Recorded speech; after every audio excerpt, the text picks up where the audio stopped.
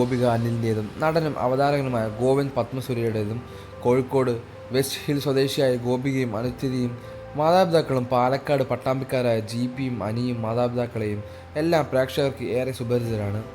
വ്യക്തികൾ തന്നെയാണ് ഗോപിക അനിൽ മരുമകളായി വന്ന ശേഷം ഇരു കുടുംബങ്ങളും ഇപ്പോൾ ഒന്നാണ്. എല്ലാ സങ്കടങ്ങളും സന്തോഷങ്ങളും ഒരുമിച്ചാണ് ഇവർ പങ്കുവയ്ക്കാറുള്ളത്. അതുമാത്രമല്ല, വിശേഷങ്ങൾ ഒരു കുടുംബം പോലെ ഒത്തുചേരുകയും ചെയ്യാറുണ്ട്.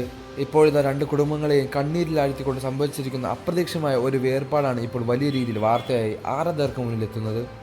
അത് മറ്റാരുമല്ല, നടി ഗോപിക അനിൽ പ്രാണനായി തന്നെ സ്നേഹിക്കുകയും ബഹുമാനിക്കുകയും ചെയ്തിരുന്ന സ്വന്തം അച്ഛൻ്റെ അമ്മ ഇപ്പോൾ മരണത്തിന് കീഴടങ്ങിയിരിക്കുകയാണ്. 2 നാൾ മുമ്പാണ് ഗോപികയുടെ അച്ചമ്മയുടെ മരണം സംഭവിച്ചത്.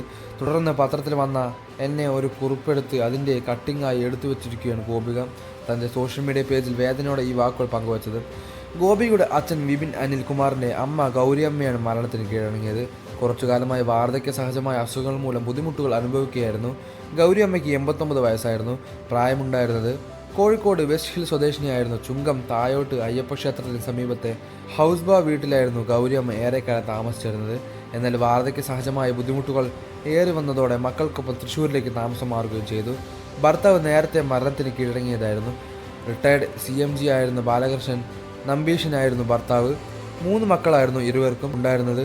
തൃശ്ശൂരിലുള്ള ചന്ദ്രികയും എറണാകുളത്ത് സെറ്റ് ചെയ്തിരിക്കുന്ന റിട്ടയർഡ് ഏജൻസി എഞ്ചിനീയർ ബാലനായരും ഗോപിക അനിലിൻ്റെ അച്ഛനുമായിരുന്നു.